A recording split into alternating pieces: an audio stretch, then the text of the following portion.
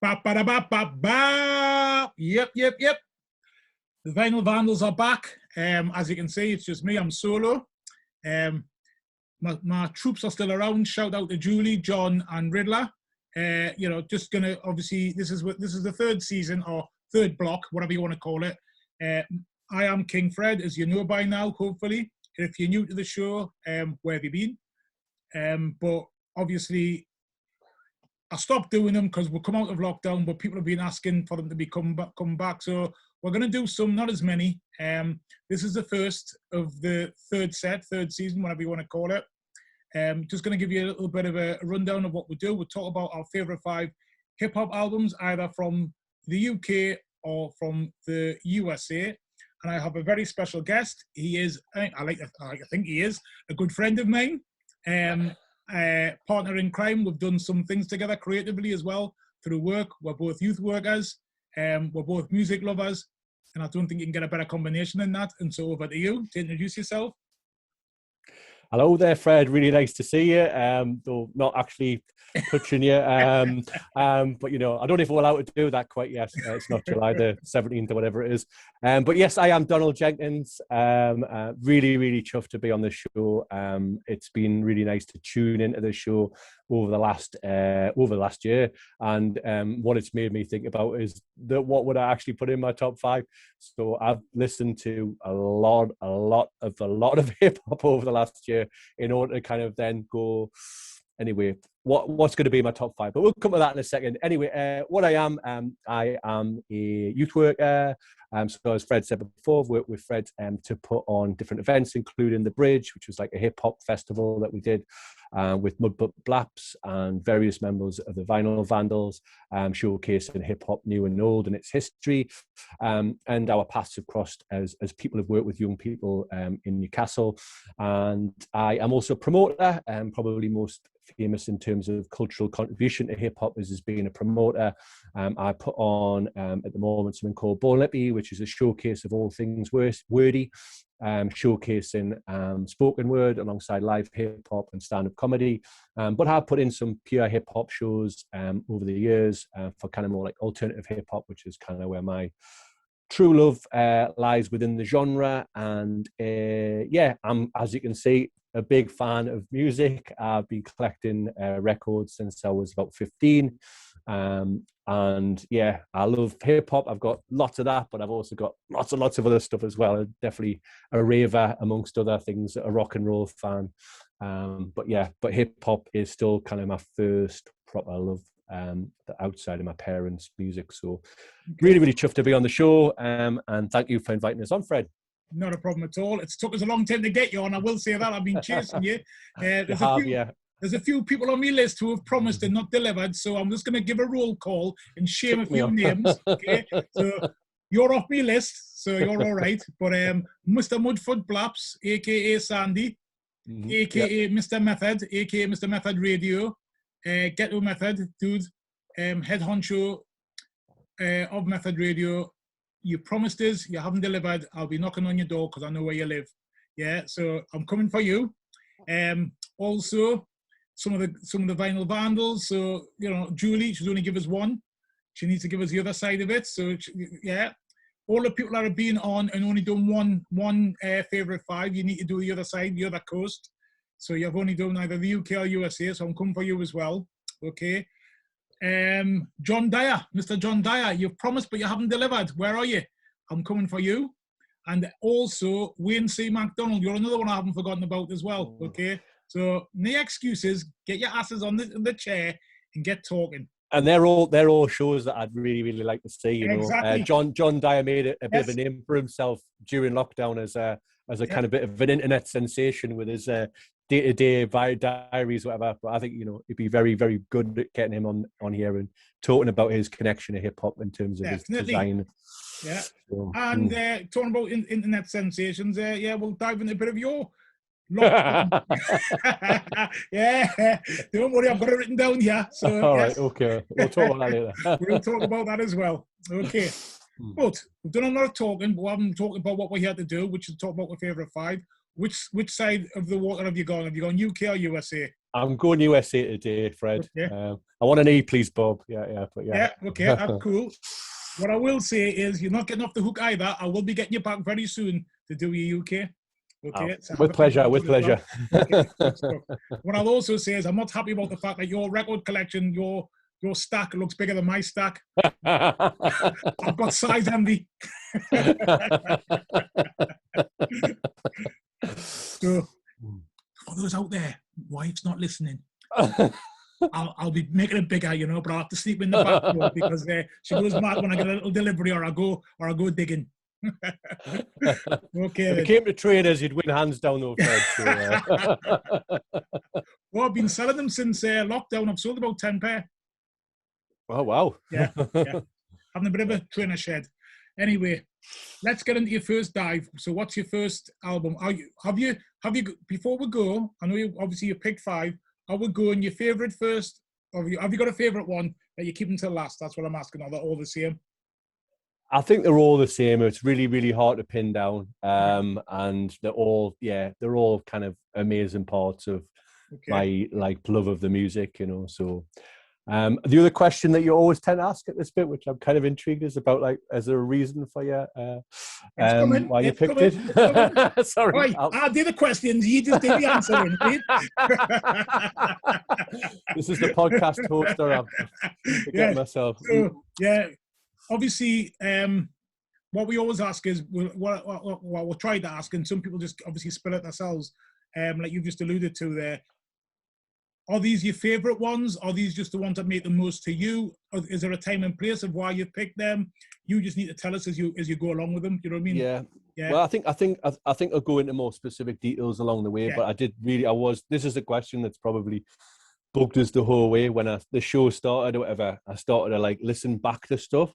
Yeah. And I think for me the rationale would be one is that there's loads of hip hop that I obviously love, and there's hip hop that introduced me to the genre, which I can go into.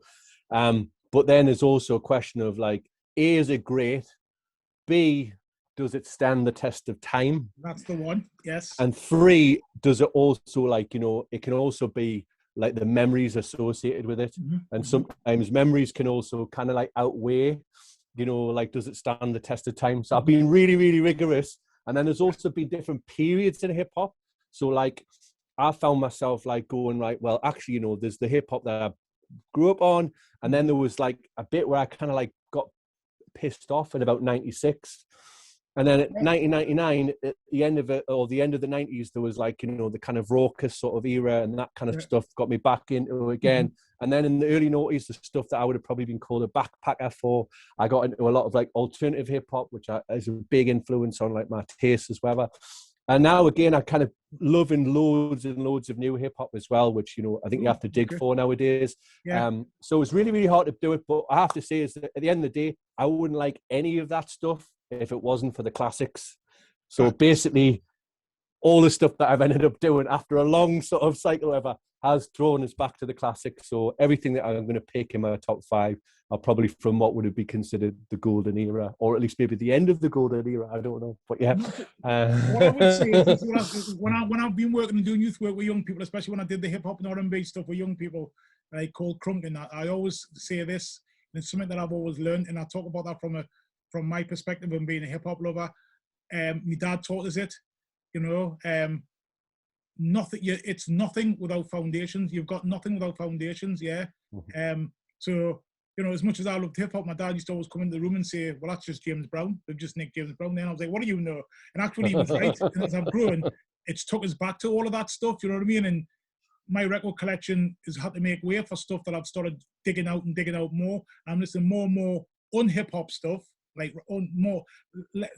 and less rap, and more stuff that is the foundations of hip hop. So your funk, your soul, your African music, all that, sample stuff that people have. Yeah, I love all the sort of soul that kind of underpins the samples.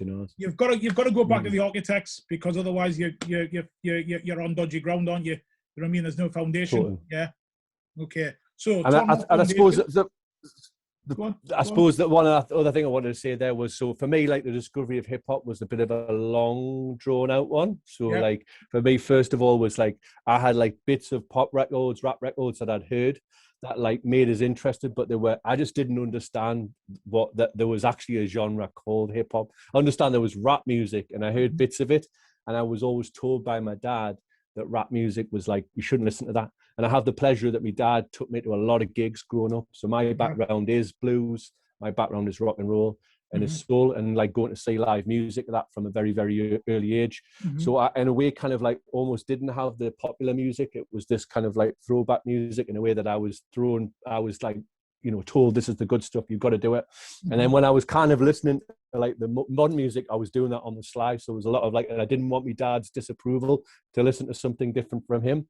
Yeah. So there's been little bits of it. So there was, you know, and I was in MC Hammer and Vinyl Ice. They were probably the first albums, hip hop rap albums, arguably that I ever owned. Yeah, and I'm going to be open and honest about that.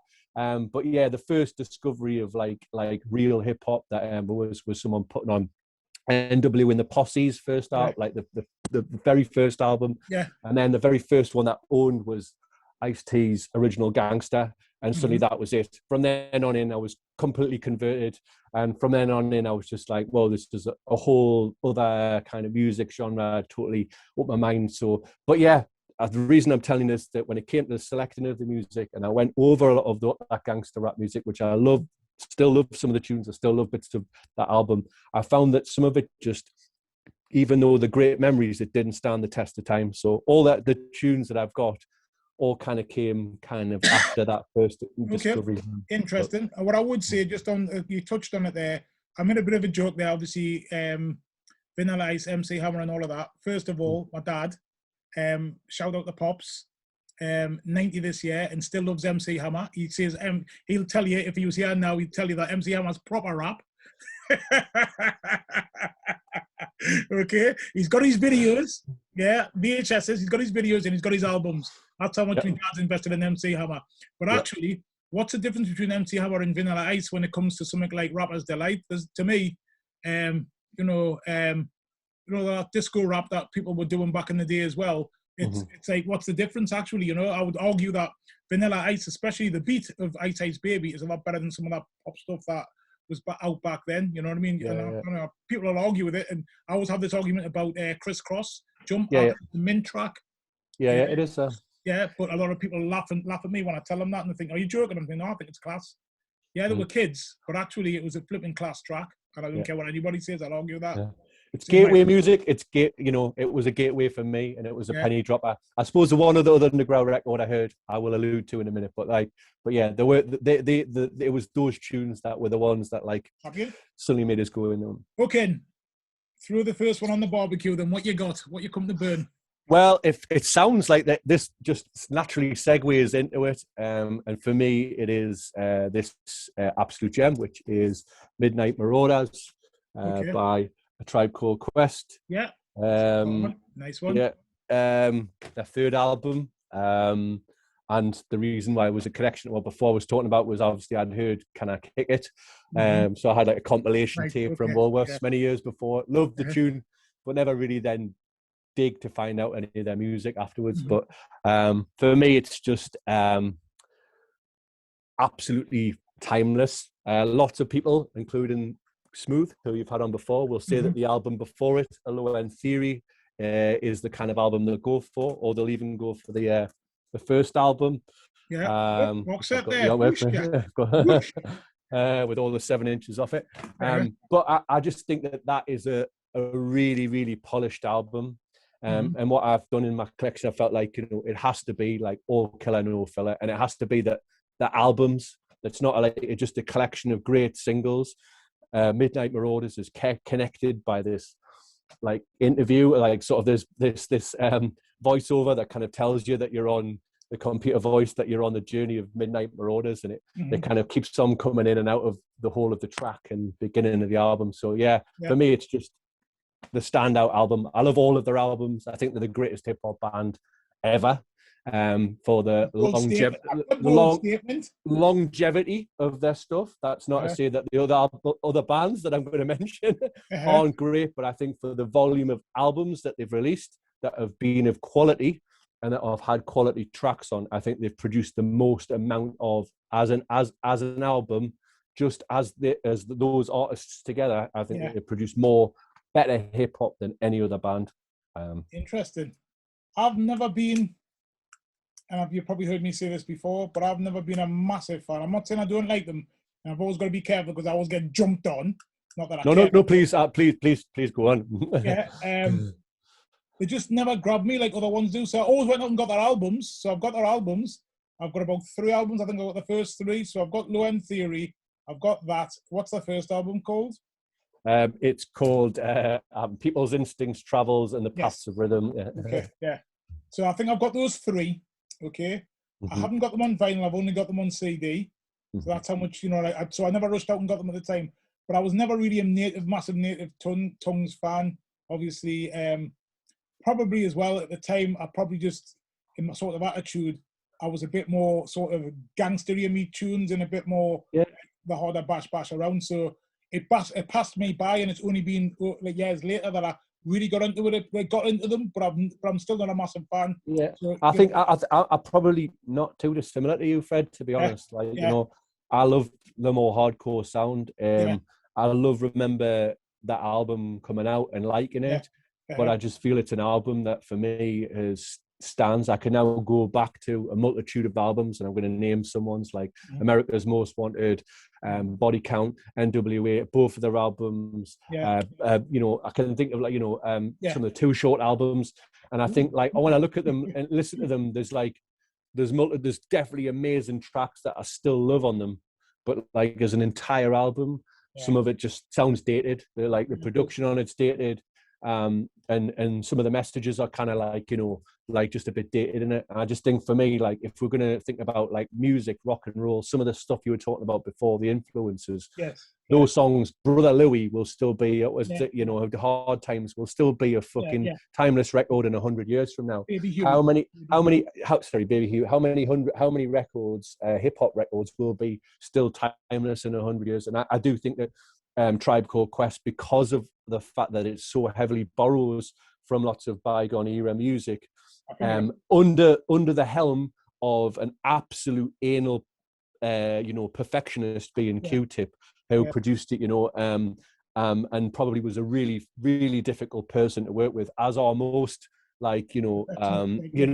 musicians historically, who are really, really visionary.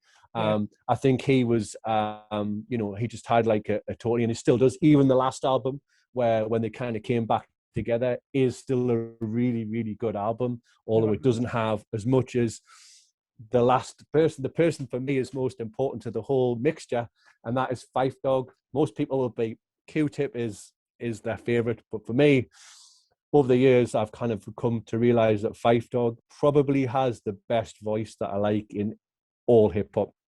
I love it. I just love it. That's an interesting statement, because two things I was want to pick you up on there is, first of all, I can't stand Q-Tip's voice. I think that's what's always put us off. Well, constant's probably a strong way of saying it, but it irks us a bit.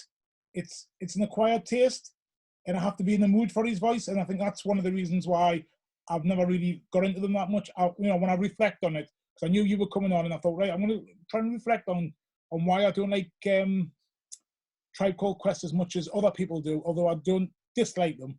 And I think it's his voice sort of jaws us a bit.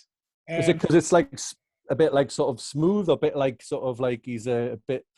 I don't know. Don't get us wrong. I'm probably going to contradict myself here, because there's other rappers who have got a bit squeaky voices, but it feels a bit squeaky, it's just a bit out of place. Maybe it's with the music that they're doing. I don't know. But what I'd also say on top of that as well is that there's always this thing where people always go and sort of like,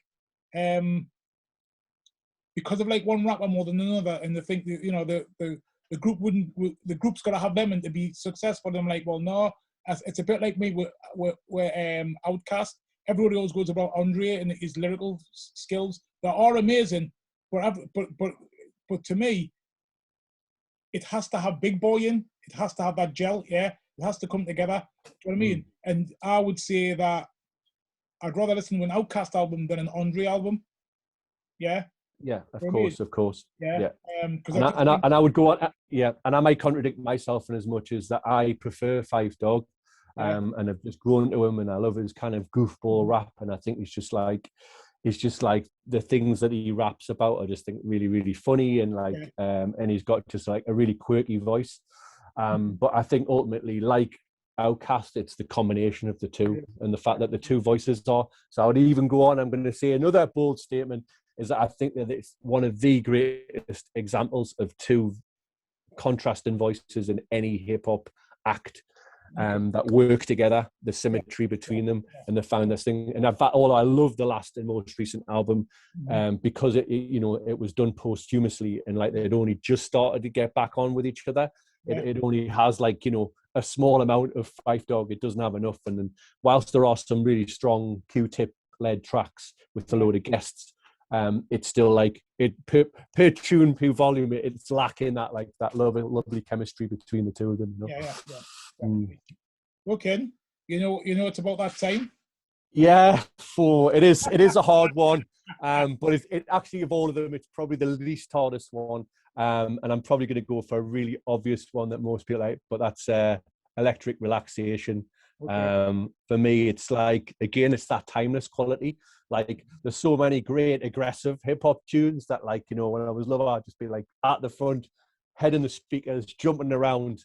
But I don't know, I just like the fact that this is basically like, I don't say it's necessarily a love song, but it's about sex, basically, and about them getting with different women, but it's not done in a really fucking crass, derogatory way. And it's them just like the way that they kind of like rap about it's just unbelievable, and they're so contrasting. The lyrics, like, definitely like Q-Tip of the two of them is definitely the one who's more likely to go into sleaze mode.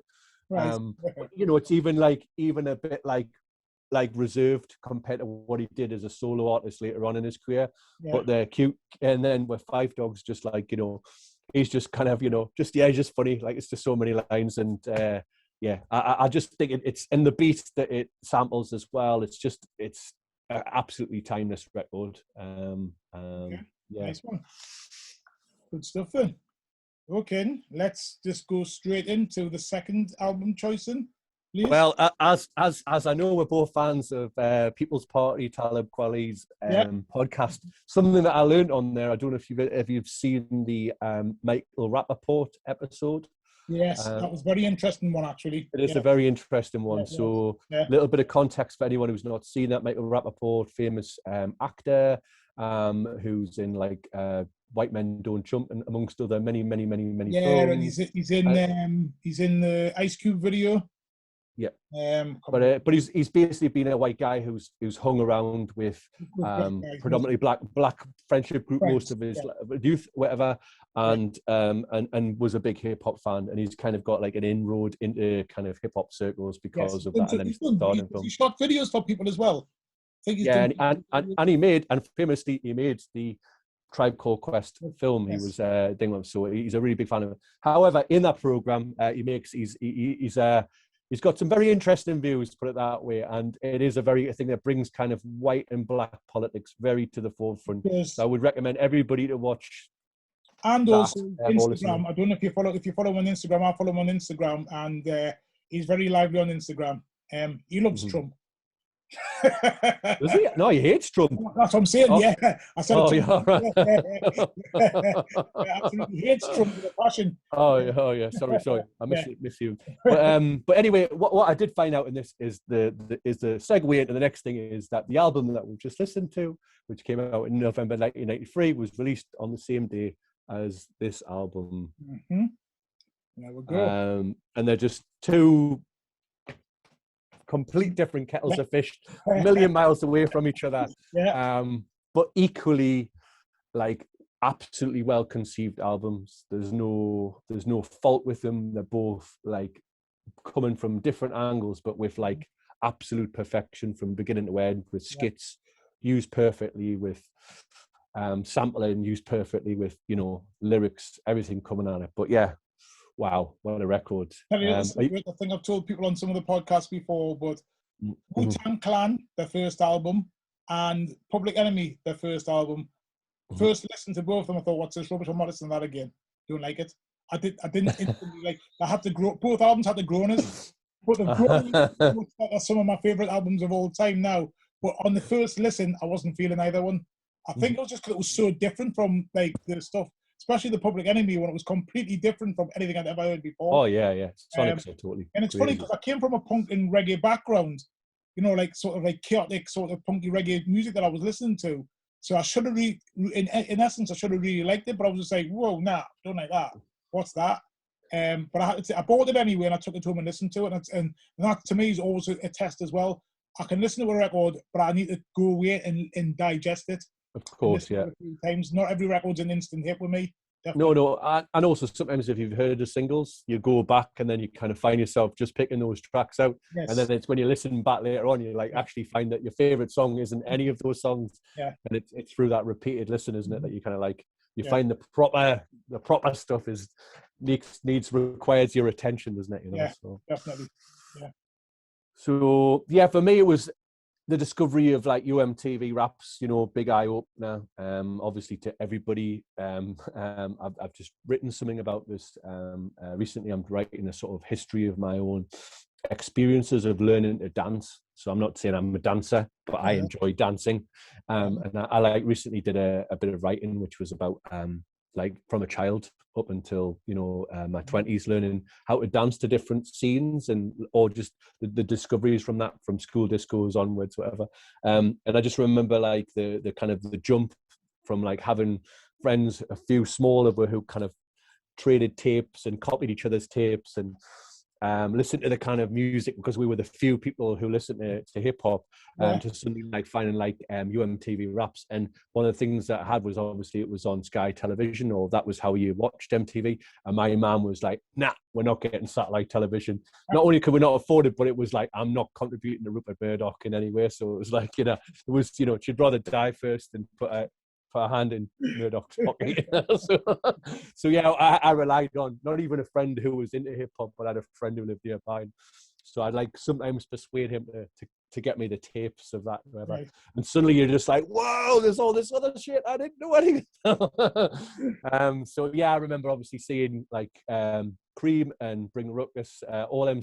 Those shadow, the mystery of shadow boxing here, and seeing those videos, and suddenly was like, I need to get this. So I might have, I don't think I might have not got that album exactly when it came out, but like maybe just like a few months later. But yeah, that was amazing, and I loved Kung Fu. I didn't know the kind of Wu-Tang films that they were referring to, but I'd like, you know, grown up watching Jackie Chan, and I loved you know, kind of just, you know, I loved the kind of the dubbing sometimes that didn't like work, and sometimes that added more charm. Never worked. So yeah, it was mind blowing. Interestingly enough, it was my brother who said, "Oh, do you like the Wu-Tang?" And I was like, "Nah." Heard one song, didn't really like it. Again, well, I'm surprised because they love all of the sort of martial arts stuff and stuff that you like. I was like, "Do they?" I was all right. I'll check them out again. So then realized like, what's this? And then that's what sucked us in. It was actually the martial arts, being somebody who's done martial arts since he was 5 or 6 years old. And then obviously being into, like you said, the films, especially, and also things like The Water Margin. Don't know if you remember The Water Margin. Yeah, of course. It's a TV series, yeah. Yeah, and King Monkey. Do you know what I mean? Yeah, Monkey Magic. All made by Nippon TV. And that's what's like, whoa, they're in all of that kind of crack. That's, okay, I'm going to listen to it properly, and then that's when I was like, right, okay, I can get with that, right, I can get with that. Now I know where that's come from. Now that makes sense. And I was like, this is really good. How could I not have got into this the first time? Do you know what I mean? It was just, yeah, it was like that. You know what I mean? Like that's, yeah.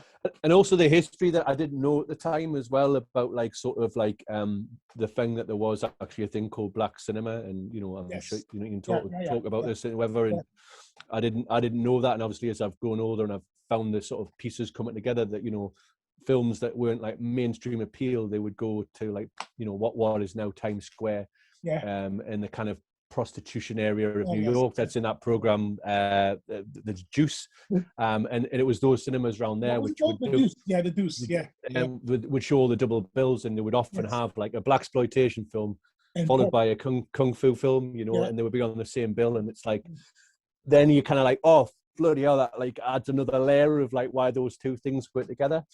And I was watching the listening to the Rappaport podcast, because he does, the reason is he actually interviewed Method Man, to talk about Midnight Marauders, and Q-Tip to talk about 36 Chambers. Yeah. And he says, you know, there was a channel called Channel 5, which when they were growing up in America, that was where they saw all these kind of films. Nice. So it was a big part of their like youth growing up watching that. So nice.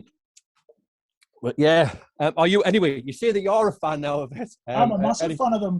So got a Wu-Tang tattoo and everything now. I'm not asking where it is, Fred. Have you got a favorite tune of it, or is there? Oh, sorry, actually, I was going to ask you, who's your favorite rapper of it? Ooh, no, there's a question. I think obviously because he's the most charismatic. You know, I do like Method Man, but because he's very charismatic. But probably the sort of line stealer in a lot of Wu-Tang stuff, I would say, is probably Deck. Yeah, I'm feeling you. I'm feeling you there. Yeah. I'm not sure if his albums stand up to it. But you know, as a clan member, as in, you know, when they're all on point together, I think Deck's got some of the most memorable lines. But probably one of my most played. Because it's funny, because I looked at my iPod the other day, because I knew I was interviewing, and I do things like this. So I looked at my iPod, which I play a lot in my car, or I play in the gym. And probably the most played Wu-Tang album that I've ever played is Jizz's album. Yep.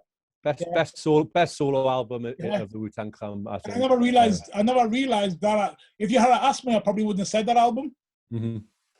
I don't know if you know, but there's a female rapper called Rhapsody. Yes. But she did an album, the last album, and she did like a feature with Jizza on one of the tracks, and the basically like one.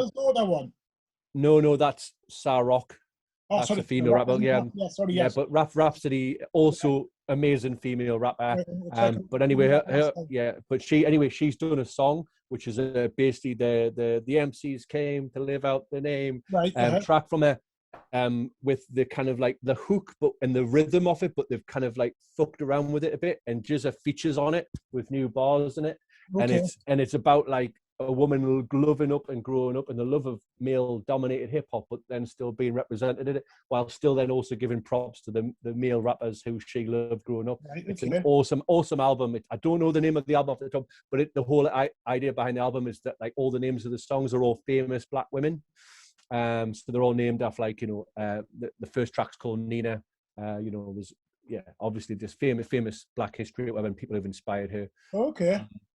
But yes, going back to the rappers, Jizza's the best one in terms of, I think, is the best album, and I would have probably said for quite a long time that he was my favourite in terms of Thought Alone. And I've also got a solo album before he was in the Wu-Tang Clan as well. I think over the years I've grown to share your view that the Rebel INS Inspector Deck is the best rapper, and I would say, and I would thoroughly tell you to go and check out Czarface's albums. If you haven't read, and in particular, if you're going to just like, I don't want to listen to all of them, go to the last one that they did, which was just them. So they've done a few where it's like them and MF Doom and them and Ghostface Killer. But the last one that they did was just them, which came out in 2019. I can't remember the name off the top of my head. Is a phenomenal album, really good. And Esoteric is also a great rapper, and the two of them together just really works. And that, for me, it then shows you how much quality that Inspector Deck has, and for me, that's why he wins. Method Man, great actor, charismatic, but he was always the poster boy of Wu-Tang, and I think he was marketed such in a similar way the Spice Girls were, that there was a different person, and RZA's kind of almost said that in interviews, that you wanted someone who was going to be popular with the ladies, and Method Man's easy on the eye for some people, so I think he was the person who kind of blew up first because he was the most easily marketable, wasn't he? I suppose for me also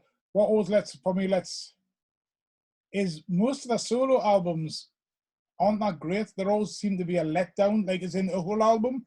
And probably the only albums that I play the most are, when I looked the other day, but I could, it was definitely, obviously, Liquid Swords, it was Iron Man, and it was Only Built for Cuban Links. They're probably the three albums I play the most. Like solo albums. Whereas, That's probably the ones I play the most. Yeah. And the ones that we fall out on, Fred, is that I do think Return to the Wu-Tang Clan by Old Dirty Bastard is a good album, whereas I find Iron Man actually quite boring, because I think the sound by that time had kind of become a bit samey. And but anyway, I'm not a big Ghost fan. That's fair enough. But I just can't stand. I just don't understand why people like ODB or Eazy-E. I have to. Some rappers are good because they're a bit shit. That's a quotable, lad. That's a quotable. Some rappers are good because they're a bit shit. Yes, I'm having that one. Yeah. I don't know if you've heard of a song called "Who Killed Russell Jones" or who, which is a song by a rapper called B. Dolan, and it's about it's basically like Russell Jones is the real name of Old Dirty Bastard, and it's like a kind of spoken word piece, and it's basically about how who was responsible for the Old Dirty Bastard's death. Was it himself, or was it the friends around him who allowed him to be the silly man and not intervene in his life? Was it the fans who kind of wanted this person to be this whole thing when they realized he clearly was somebody who was in like a downward spiral? So was it the record execs who marketed him? So they kind of looks at it in different angles. It doesn't necessarily conclude anything. It allows you to take away your own conclusions, but it's a bloody good bit of writing. So if you want to check that out, interesting. It's called "Who Killed Russell Jones" by B. Dolan.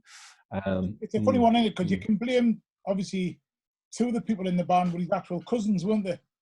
Yeah, they're not just mates, they're his actual cousins. So, RZA and Bloomin' Jizza, who are the oldest as well. Yeah, and also RZA's brother, what do you call him? The guy who was basically the money man from Devine or Divine or whatever. They're all related. There's four of them, they're all related. So you've got to think, well, but then again, are we our brother's keeper? That's the other question. You can say to somebody, don't do this, but you can't make them. They'd have to handcuff somebody like him, wouldn't they? You know what I mean? To stop him doing what he was doing. So it's an interesting debate. Yeah, it is an interesting debate. Okay. So anyway, I love this album. One of the other things before we go on I liked about as well, which was really put together by Q-Tip in this thing that I watched yesterday, was what he was saying was that it is actually his favorite hip hop album of all time. He's absolutely fascinated by it, but it's the production of it. Like another album that I'll go on to talk about shortly is it doesn't quite sound like any other album. Like in terms of the sound, the sonics of it. Like if you were looking at any of the other Wu-Tang albums, but the production got slightly better and slightly slicker. And obviously by the second Wu-Tang Clan album, it's really quite well, it's really, really well made.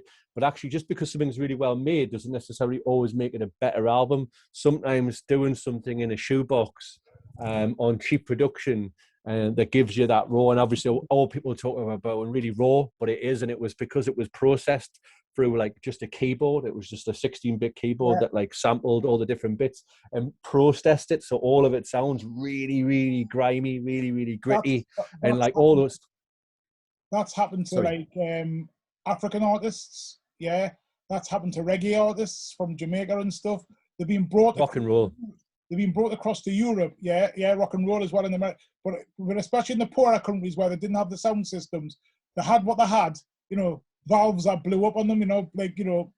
Instruments that were valves. Like amps and stuff that were valves that blew up and stuff and popped. And do you know what I mean? Drip pit water dripping down walls and all of that. And they had to record in those kind of conditions. Put them in a sort of like world-class recording studio, in London or somewhere like that. And the sound's not quite the same. You know what I mean? Because it's too clean, and you don't get the same kind of feeling. I've read that a lot, and I've heard people say that, and I never used to get it, but I totally understand it now. You know what I mean? The sound that you've listened to, that's what you thought, and that's how like reggae music or Ghana high life music was invented. It was invented through that, and that's the sound that you hear. So when you take it away from that, and you then have it polished, it's not the same sound. Yeah, so it loses something. It loses something, so I do get that. Massive, man. Yeah. And I think like loads of that early rock and roll, like when I hear somebody try and do rock and roll, even in the 70s, well, let alone now, you know. Like, you know, with modern like keyboards and stuff like that, it just doesn't work. It needs to be done on a double bass. It needs to be like a real like boogie woogie piano. It needed to be in like a place which had like basic recording equipment, and you know, things were like done in it. You know, you work with what you've got, but it also kind of gives those like those things timeless quality like you just can't replicate with modern day recording techniques. Okay, next one. So for some okay. So what? This is question. Whoa. Yeah, I was just going to tick that one. I'm doing it again, aren't I? What's your favourite song off that album? It is really difficult. But again, I'm going to go obvious. I'm going to go obvious just because again, it was the kind of joint first one that I heard, but and I just can never, you know, Cream. It's got to be. I know it's like it's an obvious message, but it's just both verses are outstanding, you know. Like, so definitely Rake One was definitely one of my favorite rappers when I first discovered them, and you know, it's just like amazing bars or whatever. But then, you know, then you've also got Inspector Deck's verse as well, and like again, that's up there with his top bars of all of the kind of joint stuff that they did as well, including his like famous lines off Triumph, which everyone always cites as being his best writing. I really, really love the writing off there, and it's just like, it's then when you really like, I know there's albums like NWA and other albums where people have talked about poverty that I can never imagine and the privilege that I've had in my lifetime. But I think that like the way that they describe, like in that song in particular, about like sort of the stuff that they've actually had to deal with, and just like the kind of sort of drugs that they've been involved with, and the kind of sort of those two voices speak along, even though the chorus is about go out and get your money, you know, Cream money all runs about you can understand why they've got that attitude. But if you listen to the actual verses itself, they're way more depth about like, you know, living in like just fucking really, really harsh upbringing or whatever. And I think for me, it's like the lyrics are really deep, and then you've got them then like the song, the thing you mentioned earlier before, then you discover the song that it came from as well, the soul record that it came from, the Chantel sort of and I mean, that's an amazing song in itself. It's beautiful, you know. And I know they didn't do a great deal with it, you know, in terms of how they took the sample, but I'll also have equal love of that song as well as the song that got me into it. On that. I think one of the things I'd say the qualities of the Wu-Tang is they do paint a good story. The picture it's a beautiful picture. But you know, as ugly as it is that they're talking about, it's like that one, which I think is just one of my favorite Wu-Tang like sort of related songs of all time, which is the one off Ghostface's album, the one that it's with Mary J. What he's talking about is dystrophy, and you can feel the pain in his voice. You can just feel it, you know, when the cold, his mum wiping the cold out of his eyes with spit, and you know, going and borrowing toilet paper from next door, and John used to pay the bed and having to share like 7 in a bed and all of that. It's just you feel it, you actually do. You know what I mean? And I think you do, and I think. Go on. Sorry.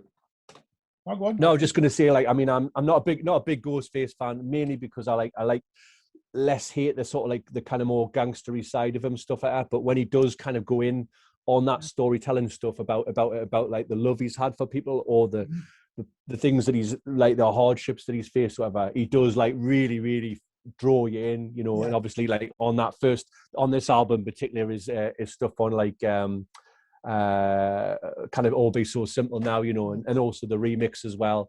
You know, they're good examples of like, kind of real heartbreaking kind of like rap ballads almost, you know. They're not necessarily about love, but they're just kind of like, you know, real tear jerkers as well, you know. Struggle, isn't it? Yeah. Totally.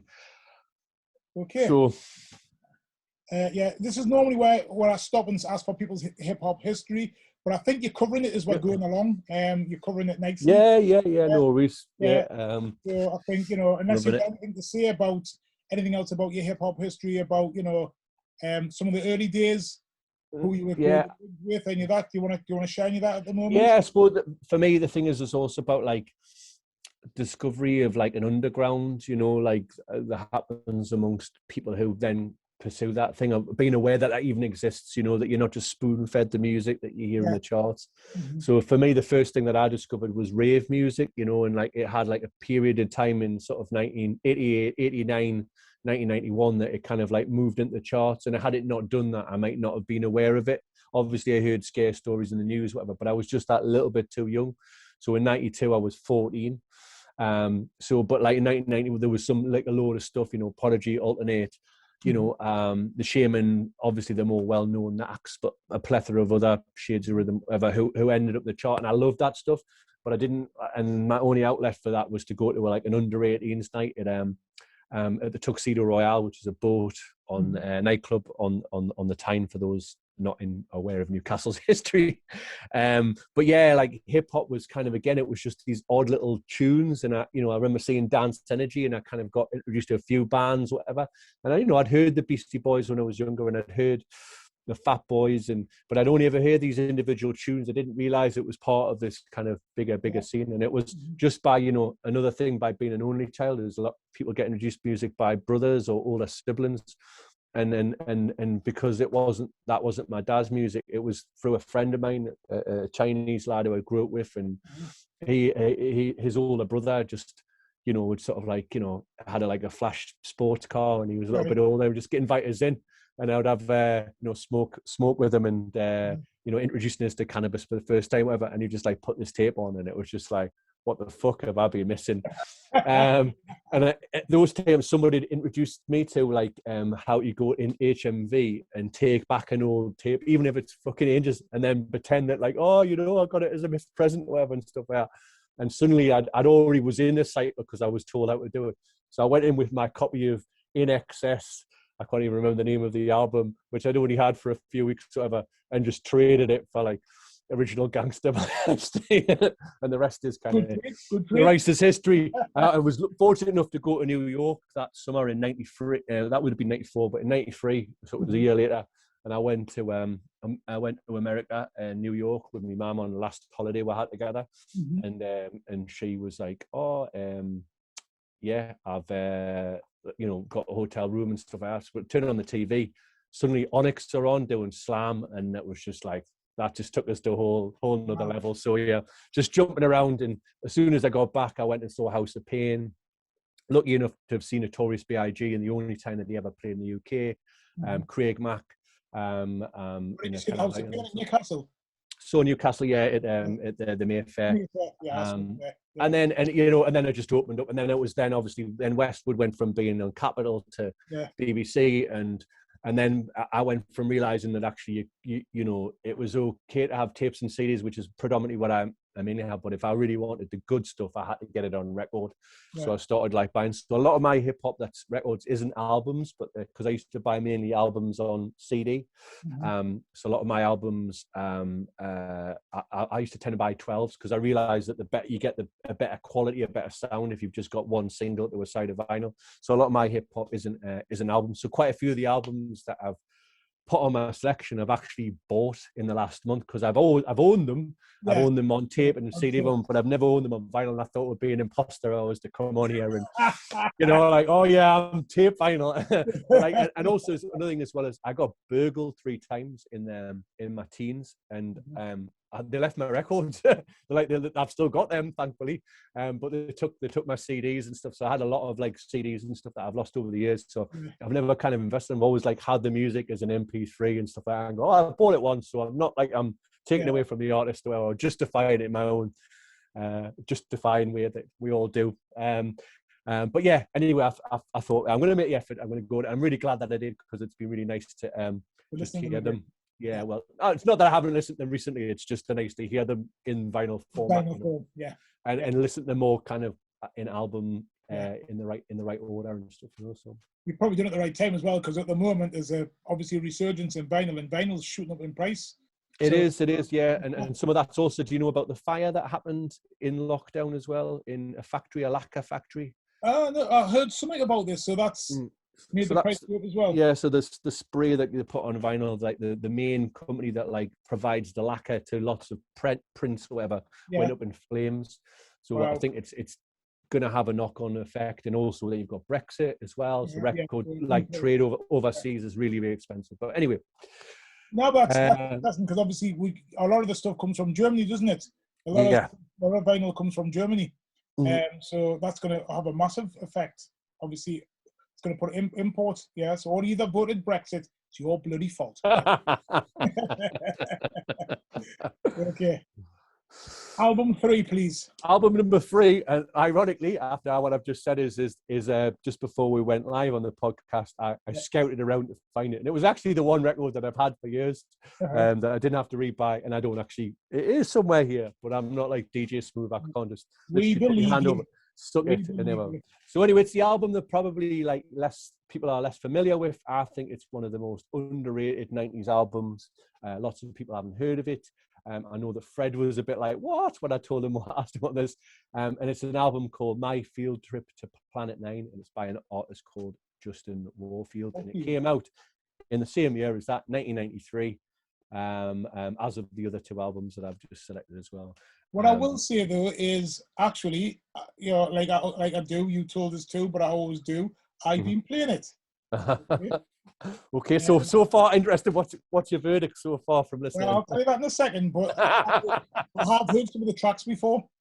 Right, okay. There's one track in particular, and I can't remember what it's called now.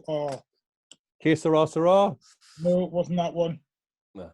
It wasn't the one that stood out for us. I have heard a few of them, but there's one track in particular that actually stood out for us.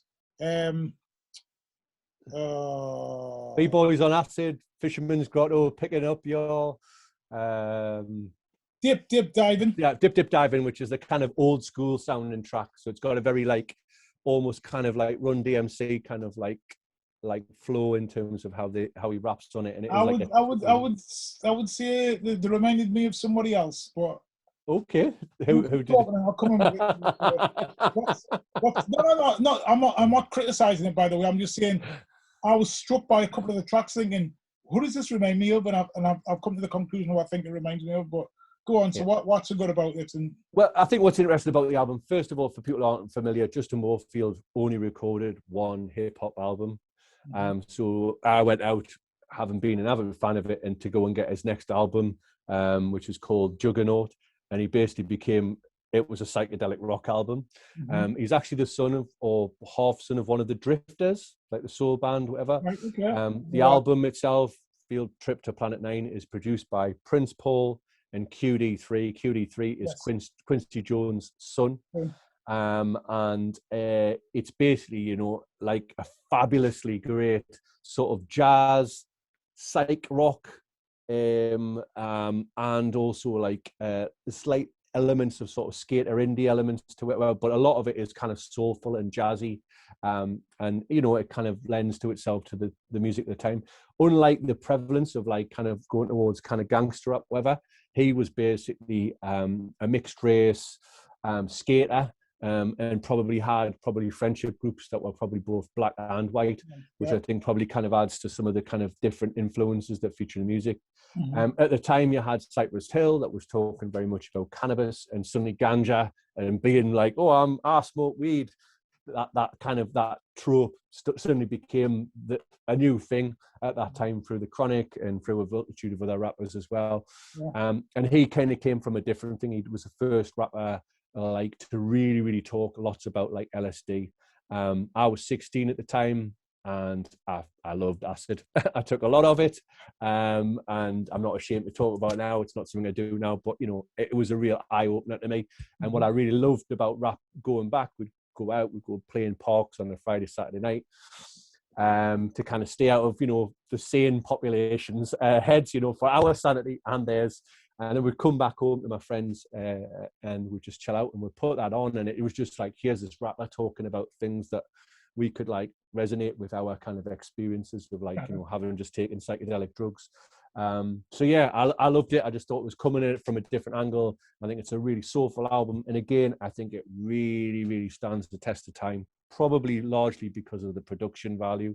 It's a really well produced album by two really good producers, from one who's not necessarily a hip hop, that much of a hip hop producer, but come from a lineage of production family. And it's also he got into hip hop through Jerobi, who is also founding member of A Tribe Called Quest.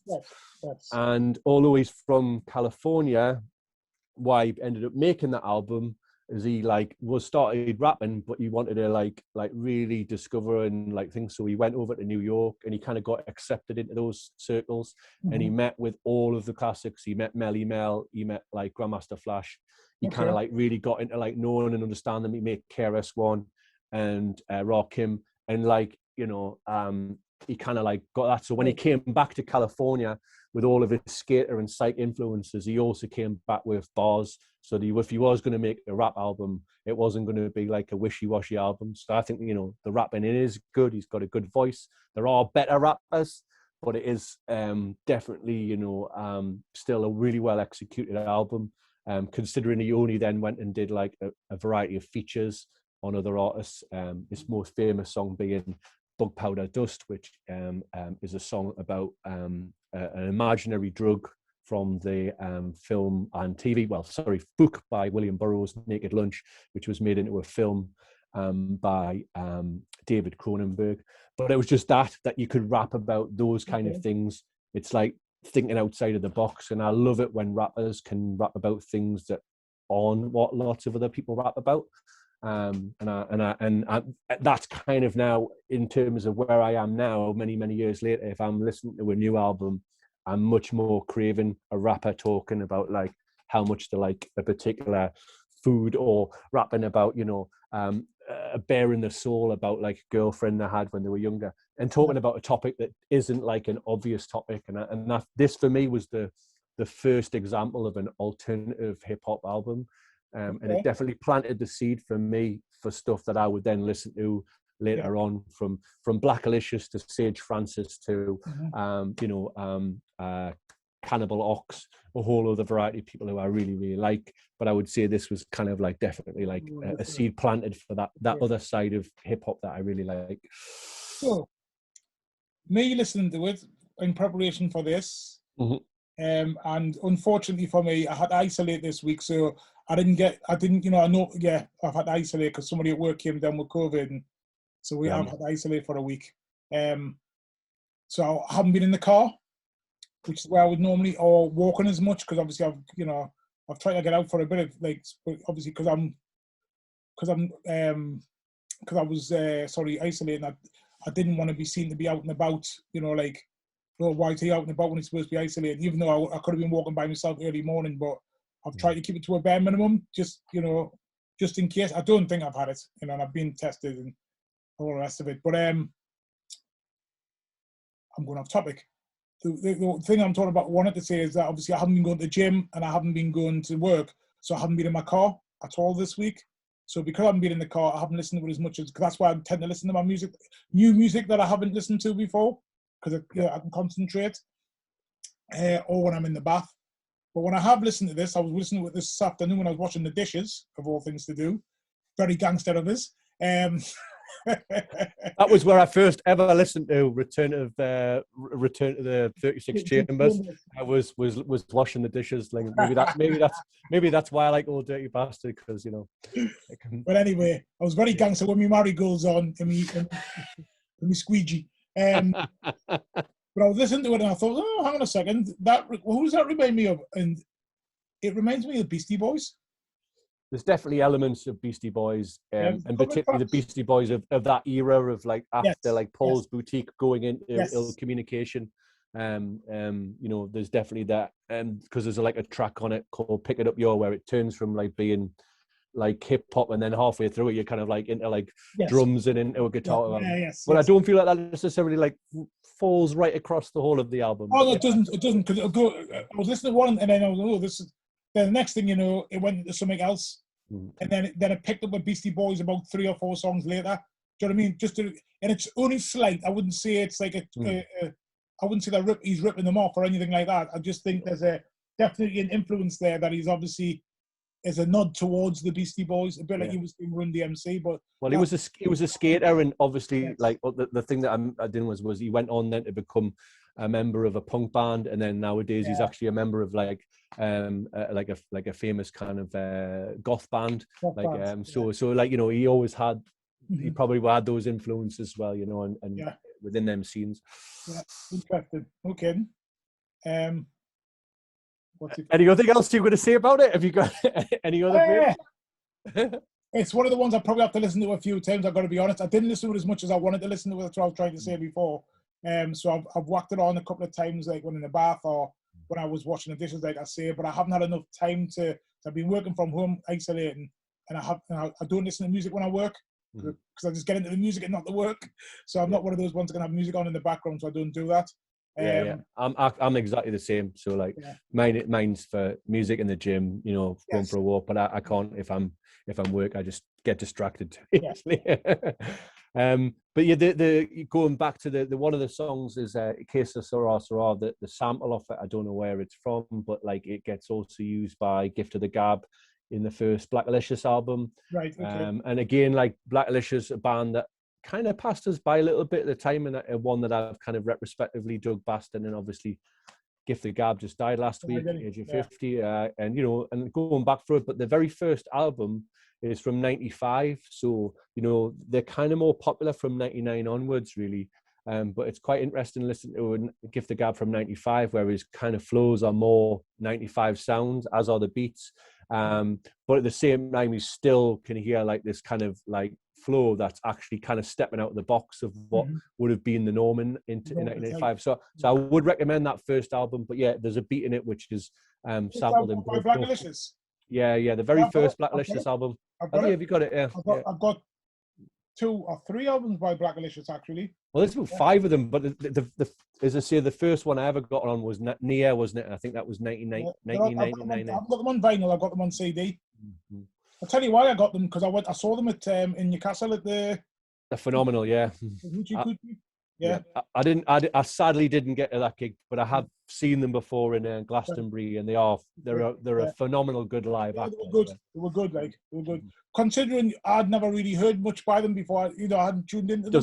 It doesn't matter. Yeah, but yeah, the show they put on was brilliant. There's a lot of artists I can go and think, well, it sounds alright, but I'd rather have known songs by them beforehand. But I didn't need to for this because they put on a really good show. I think that's kind of something that happens with rap. So me, I think there's like, you know, you can lose things through the microphone, and you can go as a fan and listen to a song and then go there and like hear it because there's lyrics that you listen and get lost in the microphone because it's not. But there are some exceptions, and Black Alicious are definitely one of those exceptions that will get the uninitiated involved regardless. And because of the skill involved in sort of Gift of the Gab and the other musicians, they kind of, you know, you just can't be blown away by like how good a like performer he is, you know, and they are as well, you know. So. Next one. Okay. Sorry. Anyway, we'll go back to My Field Planet 9. Are you going to ask us what the favourite song is? I'm waiting for it. Yes.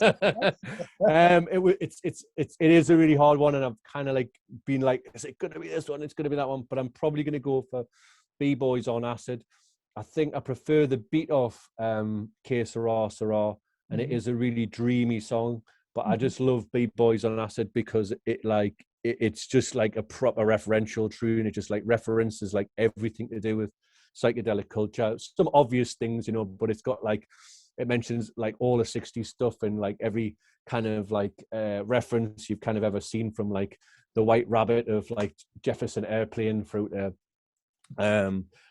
stuff from, you know, the Beatles through to, but it's just kind of, you know, he weaves it all into the lyrics right the way through. And I just think it's just you know, for me it kind of holds it as somebody that was a big part of my identity when I was 16, 17, 18.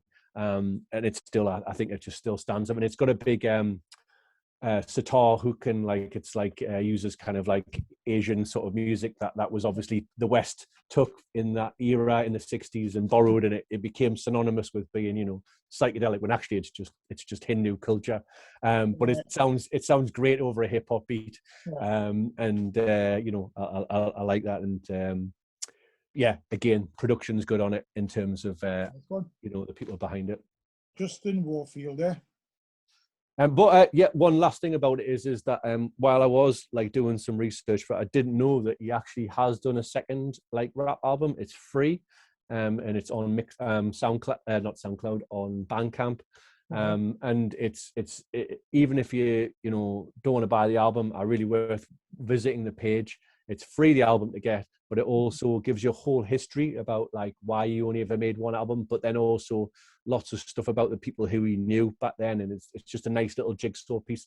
And actually, it's not a bad album. He's definitely still got skills. It wasn't like just a flash in the pan. He has got the ability to pull off. As well, because it said about all electronic stuff that he went into, like you said, like the goth stuff, and he likes Powerhouse, Depeche Mode, New Order, Joy Division. Interesting though, like British bands as well, isn't it? And like trip hop stuff, and totally.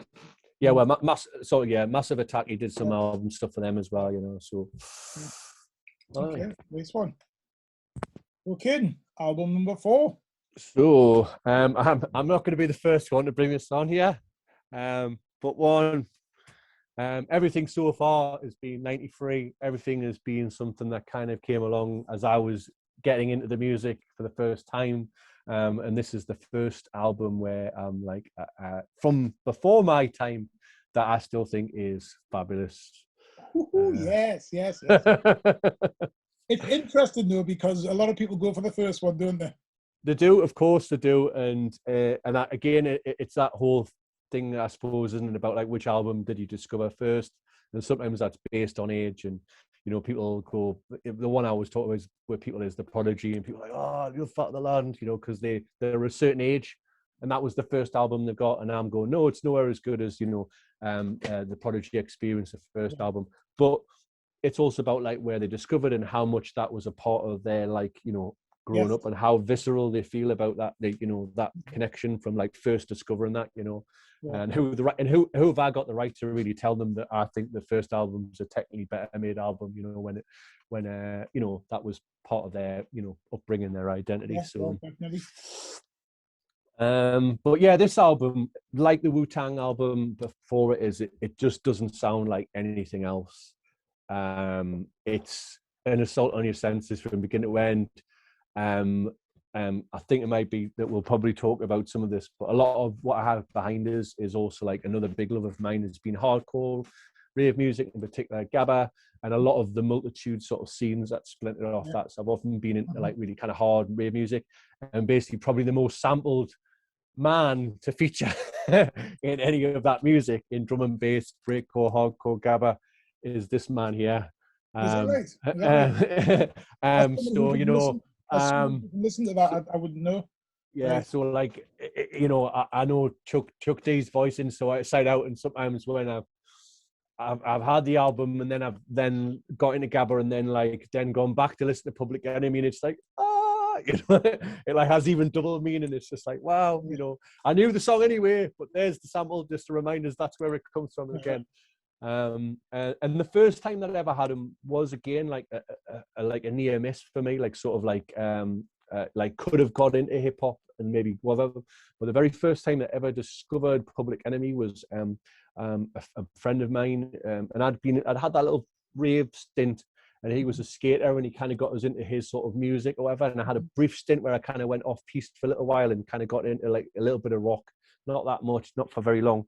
And his brother had been like the lad, I don't know, you might actually know him, Fred, actually, a guy called Tony Morales, who was like a kind of sort of like DJ in Newcastle, sort of in the 80s, 90s.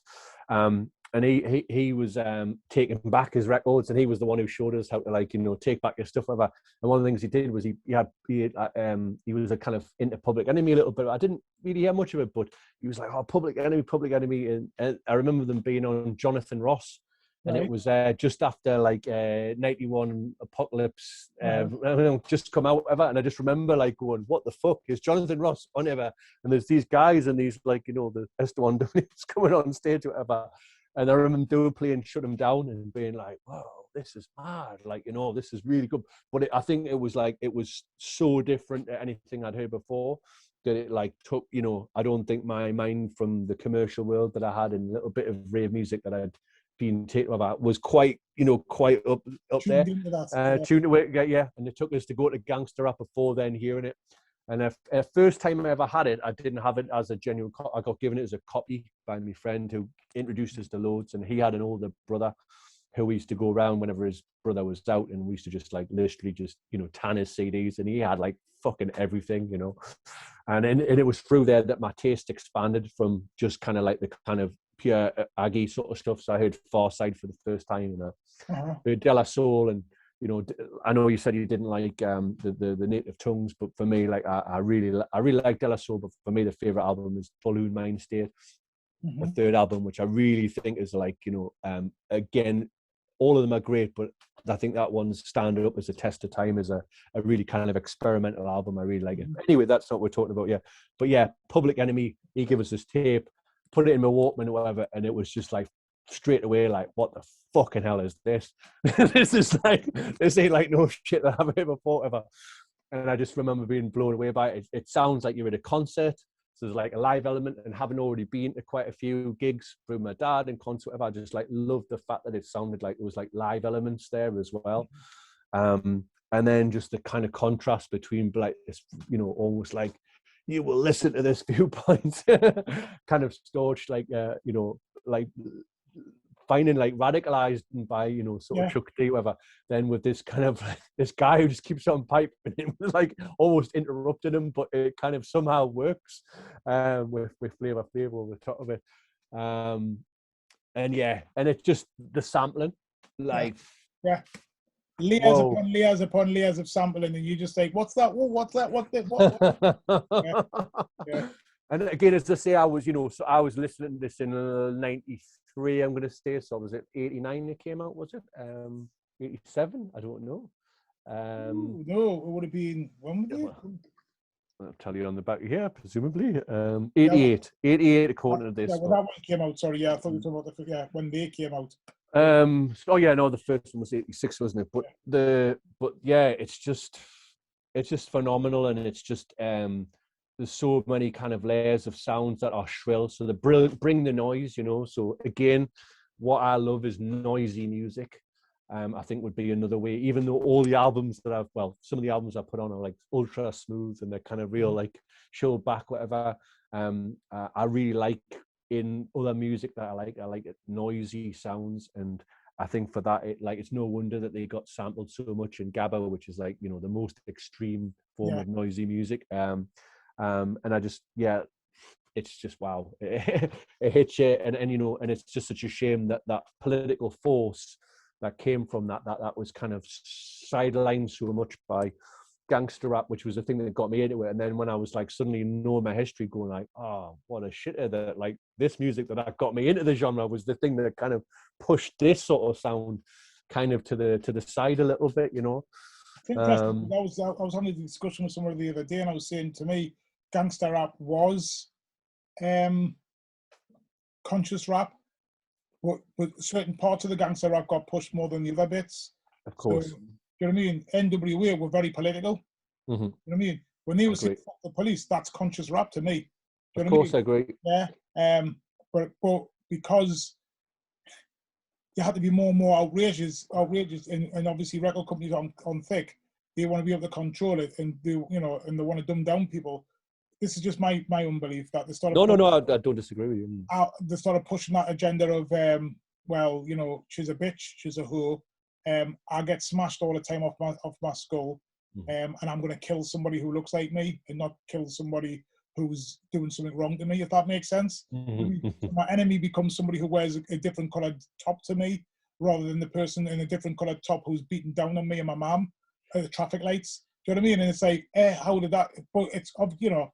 No, it is. I mean, and obviously, you the person who you like really put me on to was a Schoolie D, isn't it? With that, was it PSD? Is it PSK? What's the song called?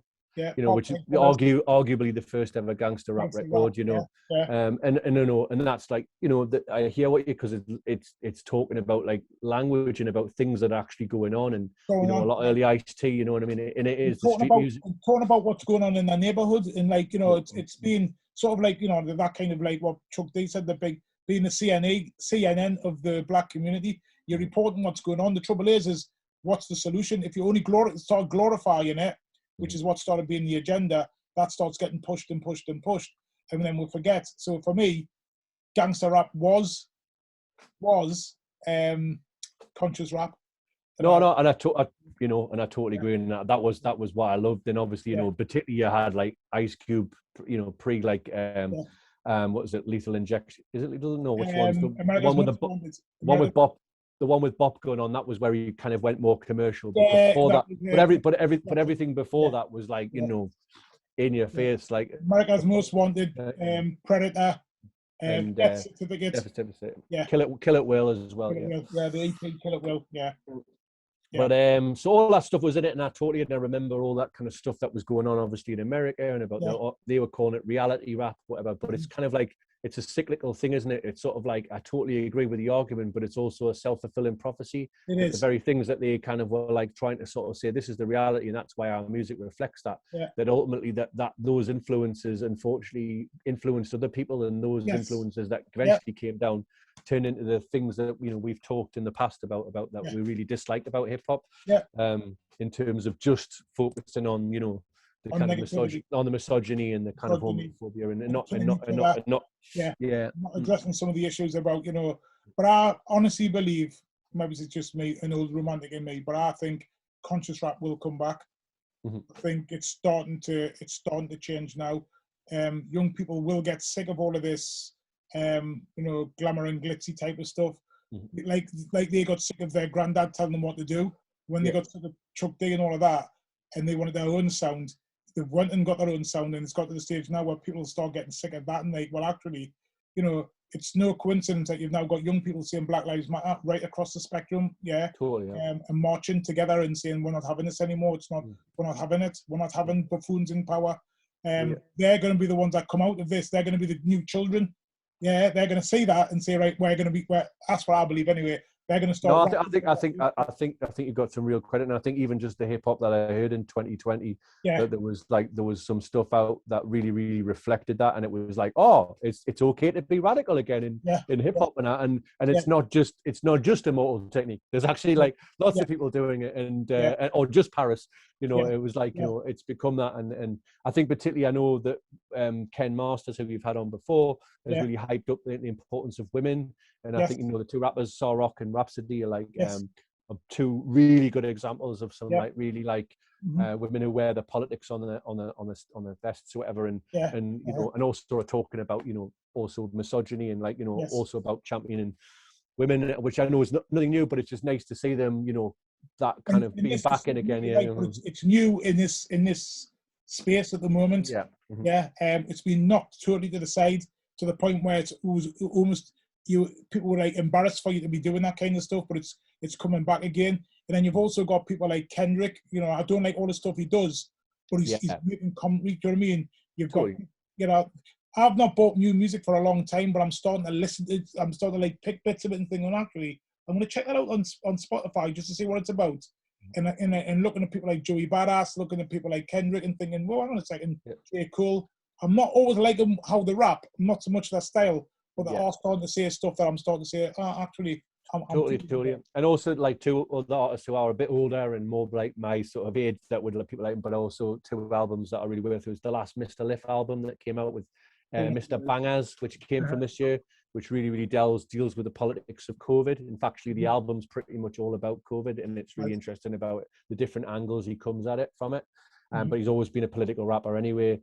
And then also the surprise one, which is the thing that I couldn't be alone, was that Arrested Development actually brought an album that I wanted to buy, which the last album is phenomenal. I would say probably the second best hip hop album of 2020. Saw Rock being the best in my opinion, but I think it is there's one sort of wishy-washy track, but the rest of it is great, and then loads of it is political. It's really, really like not messing about. And then obviously, I know he's always been like on that money, but like, Black Thoughts, like last album as well, like just really on the nose, like not messing about, this is what we need to do. And, as a white person thinking about the thing, whatever, and I know, there's lots of people who are going, oh yes, I'm Black Lives Matter now and stuff like that. I think there's some real, in those albums that I've just described, there's some lines in that really even made me think, actually, what it's fair enough to say something like, which I might say about, but actually, and there's things that I need to think about that I do that, and on all of those albums, they've made me reflect more about, like, you know, as somebody who me as well. So, yeah, definitely. Good so stuff. yes, people out there, if you haven't checked them out, go and check all those albums out. They're really good. But let's get back to this one. It's been on lots of times. How many times has it been on this on the show? Well, it was on mine. I had it on. Yeah, I think it was on Ken's as well. It's been on a lot of people's. But not as much. I'll have to count them up. Maybe it's not as much as the first album, though. Really? Okay. Yeah. Maybe I'm just seeing things through tinted glasses in the way that I want to say. Watson pointed something out. There's not many albums, and you've booked the trend with that, and I did on mine. That, you know, a lot of people go and pick the first albums by the artists, whereas me and you didn't do that a lot of the time. I mean, some of mine are first albums, but you know, there's quite a few. There was a few of mine on there that weren't their first albums. I think mine was Paris's first album, Outkast's first album. But I did pick. What else did I pick? I can't remember. Like Master Aces. That was his fourth album, I believe. Yeah, and I think it's his best. Yeah. He gets better with age. He's like fine wine him for as far as I'm concerned. He just gets better. But I don't think he's ever done a Duff album, to be honest. Some albums are better than others, but they're never a Duff album. That's me personally. But anyway. No, I have to be honest, off the back of it, even though I've got Master Ace's first album and I've got like a variety of tunes of his over the years, you have subsequently made me like go away and do a bit of digging and check it out. That's interesting. What I didn't also know was the beef that he had with it as well. He kind of talks about how he dislikes High and Mighty, who I've always been fans of, or whatever, because they're like white kids who kind of like went off and started like, you know, muscling in, and I think he got pissed off with them a bit, you know. So he's not shy about what he thinks about them on that album. Yeah, interesting. Okay then, what's your favourite song on this album? It's again really fucking solid. I'm going to book the trend of your favourite track, which I know is 1911 Bassheads, which has been mentioned before, which is a great song. But I'm going to go with Rebel Without a Pause. It's just, you know, the JB sample, the kind of thing that sounds like you know, like a kettle on crack in the background, just kind of getting repeated or whatever. Again, another, like, you know, you discover the sample comes from afterwards, and again, it's also a great instrumental song by the JBs. It's just like I was saying before, all the sampling that I've heard in so many other great tunes. And although there's loads of them things from in loads of songs by Public Enemy, I think I just love the bars of Rebel Out the Pause the most. And it's just like, you know, if you're going to like say, do you want to hear some really, really in your face radical hip hop? That would be like, you know, to somebody who'd never heard it before, and I wanted to like prick their ears up. I'd feel that was like a great primer. You just like press the button and go like, you know, in your face straight away. So. Yeah, I love that album. Absolutely love that album. Yeah. So before we go to your last choice, do you want to talk a bit about your sort of like your involvement in the Gabba, sort of, you know, the murky world of the rave scene? So I know, interestingly, that we spoke many, many years ago when we first, around not maybe the first met, but like around first of it. And I know that Fred, for listeners, was involved in it. You were a youth worker and you worked in an area in Killingworth, was it? Or no, it was in Dudley. It's where my dad lives. Dudley. Right.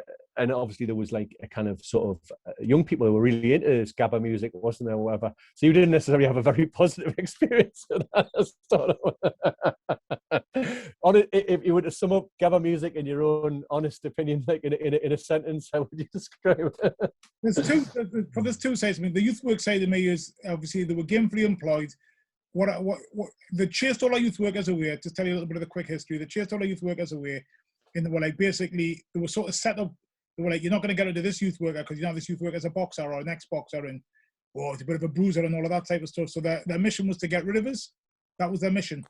So I turn up and they were like, okay, you're a bit bigger than we thought you would be, type of crack, and all of that. And then, but some of their parents knew of us, and he's a bouncer, man. Didn't know about youth worker, but he's a bouncer, and he is a boxer. He's boxed a long bent, and I remember him and all that type of stuff. My dad's seen you box before and all of that. So then it was like, obviously, we were thinking, well, it's going to be hard to try and get rid of him. So they started talking to them, well, what you're interested in? And we're like, well, music were like ravey stuff and all of that, and they were going on about gabba and all of. I'd never even heard the word gabba before, and they're going about hardcore gabba from Rotterdam, Holland.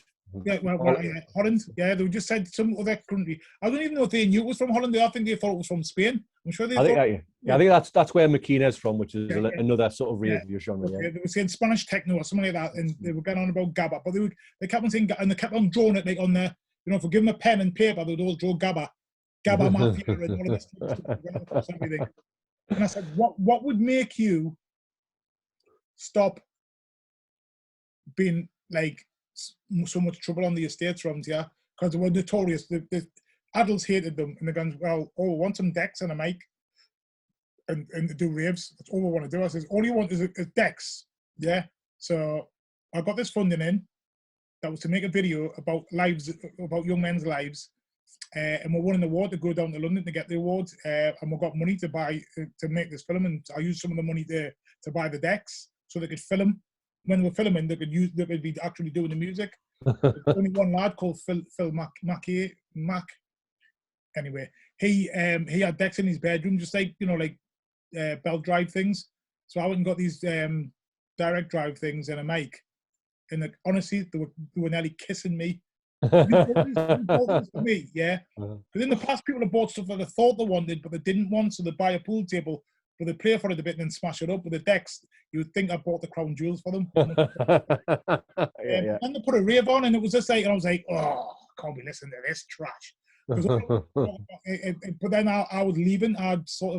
By then, I'd served my time there, and I was going off to work at New Biggin Hall. And my colleague, oh God, it's got Angela Smith. She then started helping them put on the raves, and it went to a new dimension and started putting the Dudley raves on that were well known all over the North. These people were travelling up, and I came to the first few to sort of like help, and they were hiring bouncers, and it was brilliant. It was brilliant to see in a social club up there, and it was something, I think they call themselves something Dimension or something like that. And it just, for me, it was just like, I hated the music because I couldn't stand it, but I just loved them doing something and making their own music, you know what I mean? So it's great, fascinating. So for anyone who's not familiar with it, it's basically originally the word gabba means comrade. It's actually like derived from a Hebrew word or friend, and it was used by the resistance in World War II in Holland. But the word resurfaced almost a kind of like mean a bit like a chav, and in Holland, like gabbas who listen to this music were like, all the lads would be skinheads and all the lasses would be like undershaved, and it's kind of like basically like the dance music version of punk, and whilst it's not like a racist scene, just like punk, it has like a kind of the vast majority who just happen to have skinheads, but it definitely like had people in Holland anyway who kind of like came from that like mentality, but it traveled around the world, and loads of other countries took it on, and it kind of more mutated into different things. So gabba's like almost like a kind of overarching term to kind of reply to loads of different hardcore techno music from around the world, each with its own different sort of sounds. And I was big into it, and it was at the end of the rave scene, like in 95, as things were really splitting apart. And like you had happy hardcore going over here, you had drum jungle that was morphing into drum and bass. One of the things that was gabba music, and I just loved it. I loved the fastest, the repetitiveness, and loads of it sampled loads of hip hop. So Tim Dog, one of my favorite rappers, Chuck D, lots of people like that. Wow. So it just, I loved all the kind of use of the really like hardcore rap samples, but like with like rave music, and that was kind of what drew me in. And over the years, I got involved in promoting it. And things like that, and it's kind of become a lesser part of my life up until lockdown, where this music that we used to kind of alienate a lot of us. And whenever I used to play this at parties where it was like a mixed bill of music, I sometimes get kicked off the decks as soon as they heard it. We're like, fuck me, it's like really fast, sometimes as fast as 250, 300 beats per minute, like stab your granny music, some people used to call it. But my wife was like, who quite likes it. She was just like, oh, wouldn't it be funny if we just like filmed ourselves dancing to it, like at breakfast time, Good Morning Gabba. So we just did these two. Can I just interrupt you there? Did your wife like it before she met you anyway? No, she'd never heard of it before. But we both, she's kind of, really going into it. But it was her suggestion. and we both like did a little video, we're dancing it, we posted it on Facebook, and it got like loads of people going, oh, that's dead funny, because we're dressed in we're like jammies, in we're dressing gowns, dancing to it. And then somebody else goes, oh, I think there's legs to this. So she said, we'll set up a Facebook group. So anyway, the next day we started filming another video, and I was like, well, what else things would you do for breakfast? And we started to kind of like think that all the videos had to be kind of things that you would do for breakfast. Suddenly other people started making the videos. Then 6,500 people joined this Facebook group in 5 weeks.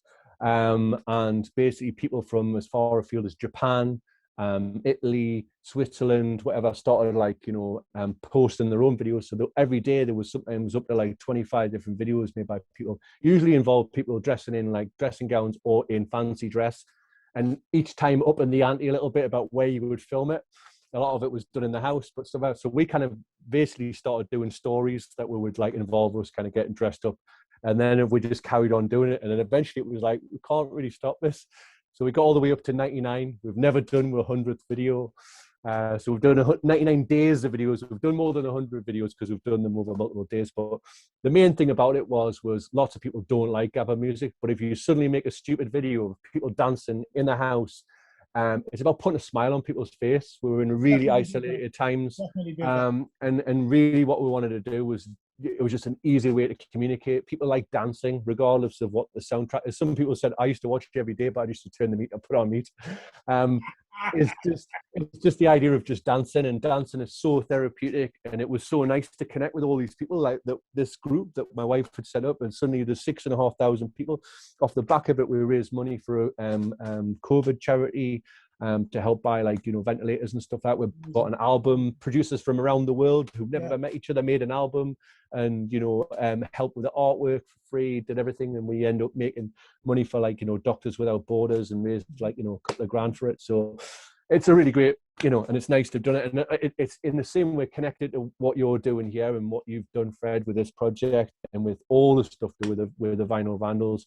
You're throwing a lifeline out to people in desperate times, and I know some of that's been motivated by your own need to connect with people, but it's also what you've helped me do, was draw me into like connecting with people I'm not seeing, and it's been a really good for my mental health, and I thank you for what you've done. Thank you. I think it's one helps the other, and it goes like that. It's that ever going cycle, isn't it? You know what I mean?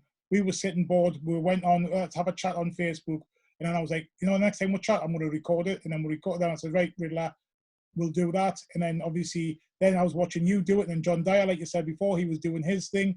It motivated Sandy. Unfortunately, Sandy lost his job. He thought, right, I'm going to do something about what I've been doing. So I'm going to make this radio show work. He'd already tried the radio show in the past, but he revived it, renamed it, and it's going from strength to strength. And I think it's about everybody helping each other. Do you know what I mean? Totally. You're right. It's been some flipping really serious times for people. Been definitely deep in serious for me and some of my family members and friends.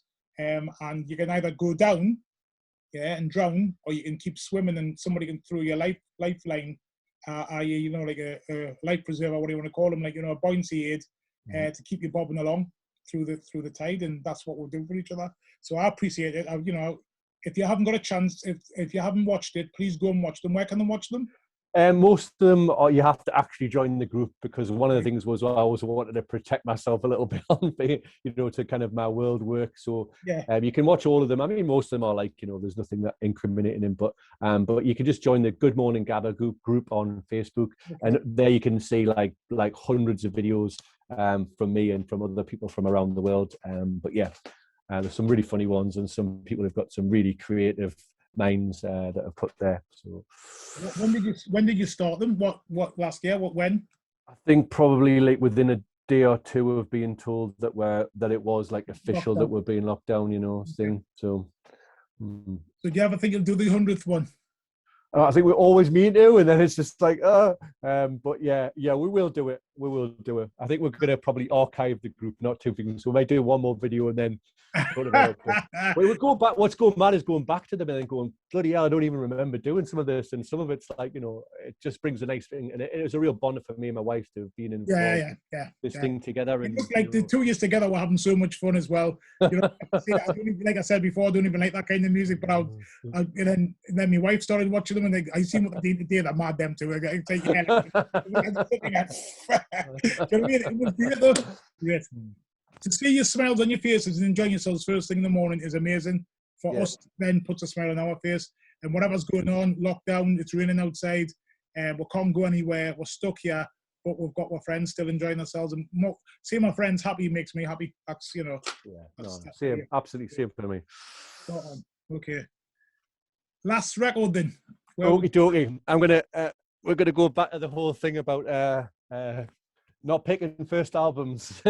And I'm also going to be really shy because I'm going to show you a version of the album which doesn't have the artwork of the version that I bought originally. So this is Nas Illmatic, apparently. This is the new kind of Redux cover or whatever, which I don't quite like as much as the first version. But yeah, it's him as a child, isn't it, on the front of the album, whatever.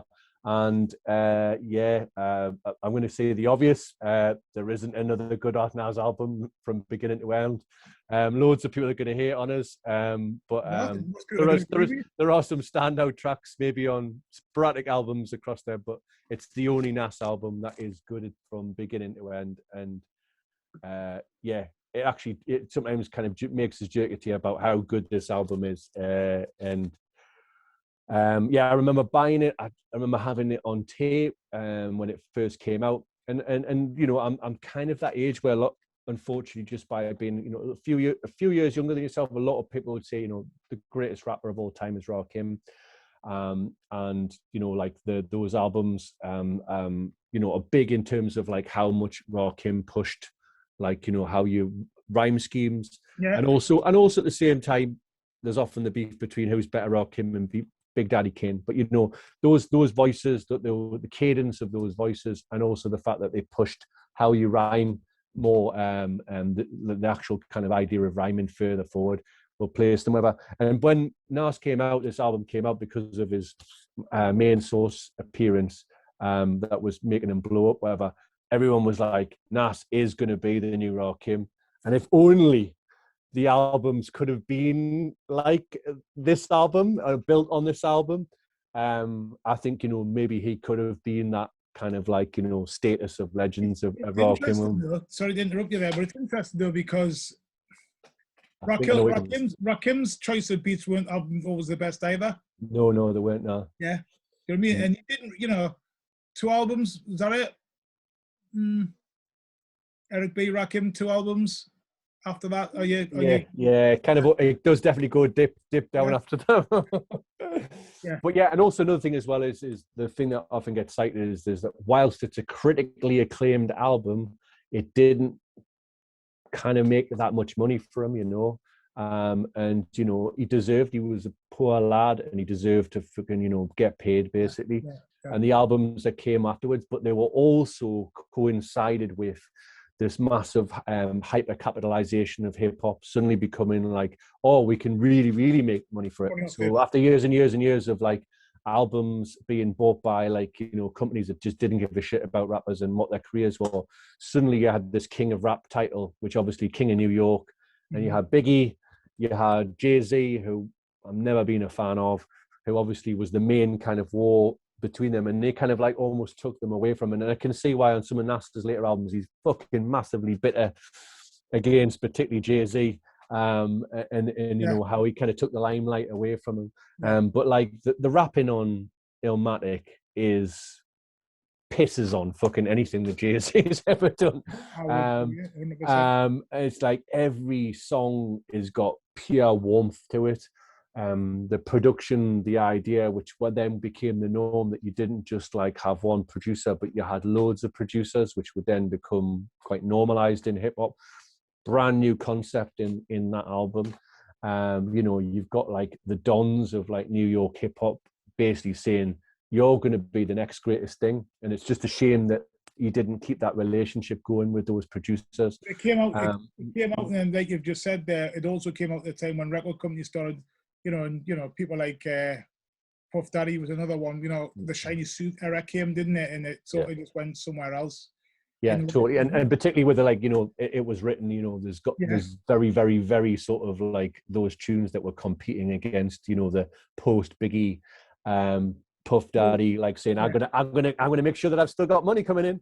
And also that kind of like it went from the sort of like the digging in the great samples to let's lift the whole song and just rap over a whole song. You know what I mean? So when you look at like some of obviously each to their own.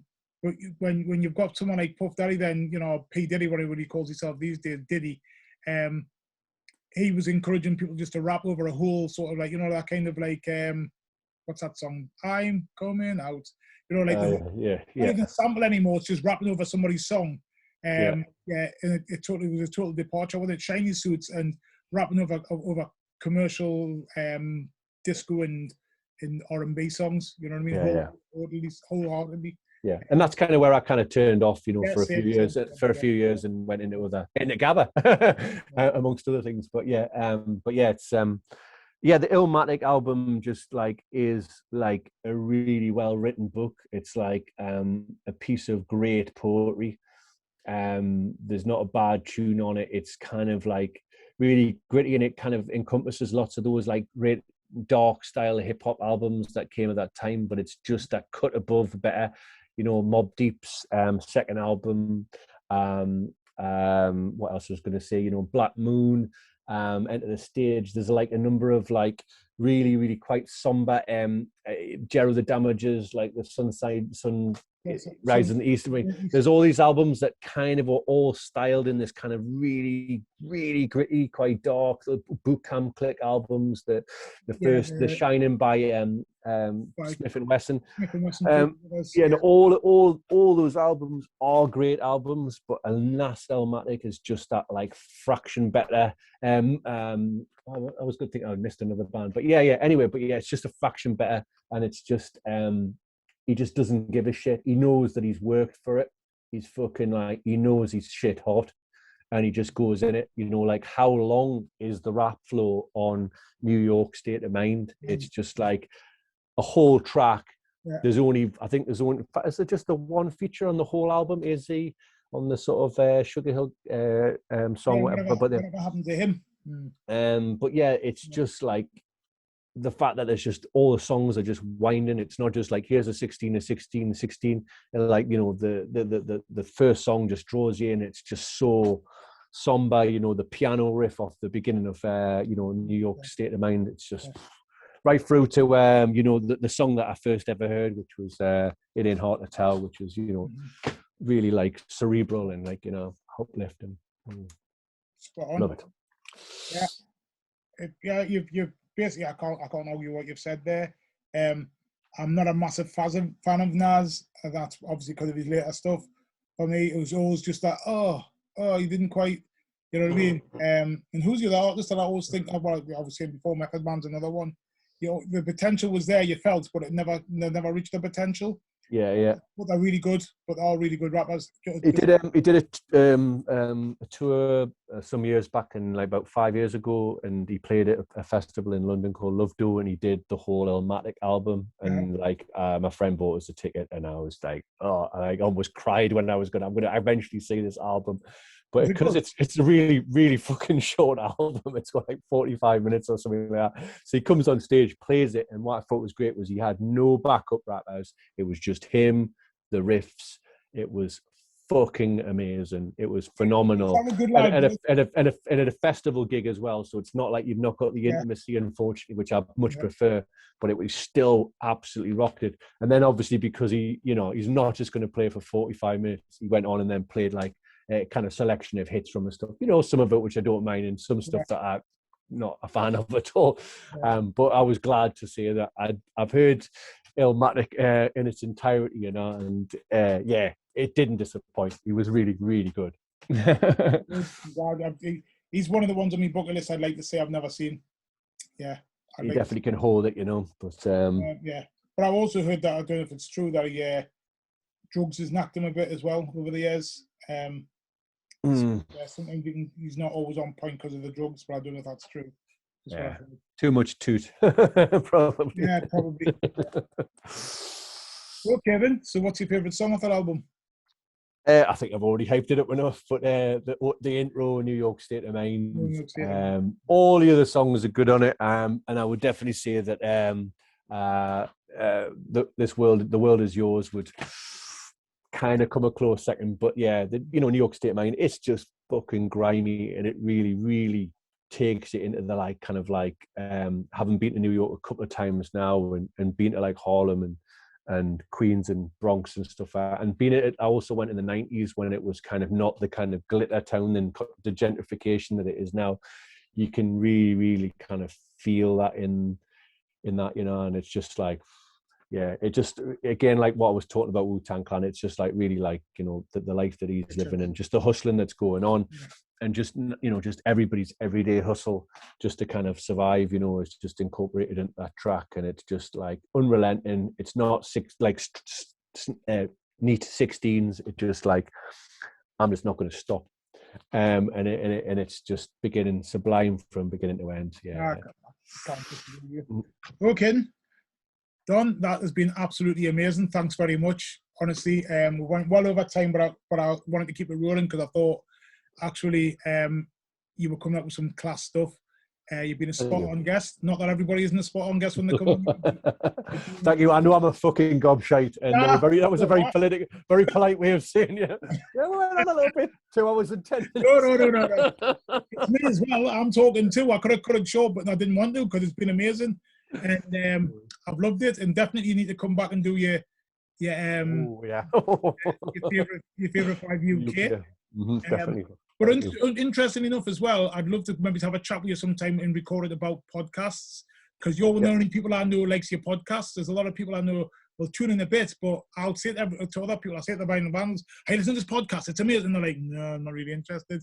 And I was like, there's some amazing podcasts that I've discovered, especially over the last year and a half with COVID. And I'd like to have a conversation with you about your top 5 podcasts. Yeah, I mean, to be honest, I'm not, again, maybe the total specific ones. I think a lot of the ones that I tend to watch tend to kind of tip towards music. And I know there are lots of other stuff out there. Can have a chat about them. Yeah. I'd have to think about my top 5 at the moment that I'm listening to anyway, and maybe just recommend them. It might only be a 10-minute conversation. Instead of a 2 hour and 10-minute conversation. Yeah, going to be 10 minutes. So, right. All right. Absolute pleasure. Thanks very much for inviting us on. Before you go, any last words that you want to talk about? Anything that you're doing in the future? Just before you go? Yeah, very quickly. So, Born Lippy, which I mentioned before, is going to be doing a stage at the Lindisfarne Festival. That's probably one of the only festivals that's going to happen in 2021. Yeah. So even if you live in the deep down south, I've got lots of friends from London coming up to it. So go and see that. That's happening on the 3rd of September. The festival runs from the 2nd to the 4th. Mm-hmm. And I, on the Born Lippy stage, headlining it, will have one of my favourite British rappers, Mice Diggy, formerly Maestro, playing on. We've also got... I didn't know he was on. Yes, because I fucking put on a good shit. And we've also got on a band that I think a lot of people should check out. Is one of my favourite discoveries of British rap. Is a Scottish rapper, a guy called Solar Eye, whose album I just like. He gave us it when he performed at Lindisfarne last time on our stage. Anyway, he's a form of a band called Stanley Odd. So he raps, but there's like live electronica, there's singing going on, and it's kind of like a real mishmash of different stuff. But anyway, Stanley Odd, them are the 2 main sort of hip-hop acts, and we've got loads of other great spoken word on. And then secondly, the other hip-hop thing is in Newcastle on the 10th of September. You heard it here first. We've got a rescheduled, should have happened on the week that lockdown started, the second Born Lippy Unplugged. This is where we take rappers from the Northeast hip-hop scene and we strip them of all their beats, and they then have to put out their tracks, but purely with like live instruments. So we've got a xylophone player, just two M3 MCs and a xylophone, and we've got reality. We've got Ken Masters, who's been on the show before, and Drop Dead Fred, and that's happening at Alphabet Theatre, a venue not really known for hip hop, but a great space. happening on St. James's Boulevard on the 10th of September. So do check them out. And if you want to find us about Born Lippy NE on all things Instagram, Facebook, and Twitter. I'm Donald Jenkins as well. If you want to hear any of my spoken words, do check me out on that platforms as well. Thanks, Don. So we are the Vinyl Vandals. Who are the Vinyl Vandals? The Vinyl Vandals are me, King Fred, Julie, John, and DJ Riddler. You will catch us at Lindisfarne. DJ Riddler's on at the Lindisfarne. You can catch DJ Riddler's show every Monday night on Method Radio. Shouts out to Sandy Mudford Blaps. With DJ Riddler every Monday night from 7 till 9. He plays you all of that good hip-hop stuff. And then you'll catch Seven Bridges, which is me and John, once a month, where we play a selection of like a mix of sort of like subject matter. So it might be like, so the next one we're going to be putting out, it'll be out before this one, you'll see this, but we're going to be doing a summer mix, a hip-hop summer mix of what we class as summer tunes. It might be your idea of summer tunes, but it's our idea of what we want to listen to on barbecues. Okay, so we just try to pick a theme. So it's like a themed hip-hop. Yeah, and then also that I'm launching this month, and it'll be every month after that, once a month, is something called Crisscross Rhythms, okay, which is going to be African music from the African continent and the African diaspora, but not your average stuff. So it's going to be a lot of funk, a lot of jazzy sort of Afro beats, a lot of old school 70s stuff, high life. So Ghana high life, Nigerian high life. We're going to be playing some sort of like voodoo music, juju music. You name it, we're going to be. Me. Okay. It's mostly from my dad's record collection, so just listen out for that. If you like it, please tell people about it. If you're a music lover, you should tune in. If you're a hip hop lover, you still should tune in, because there's a lot of stuff there that people have sampled or could be sampling, and it's sort of like there's not that many people discovered it. So there's the whole market out there that you might think, oh, actually I can use this, I can use that. So if you're a crate digger, if you're a producer or a music lover, you will love it, believe me. Thanks very much. We are the Vinyl Vandals. Peace.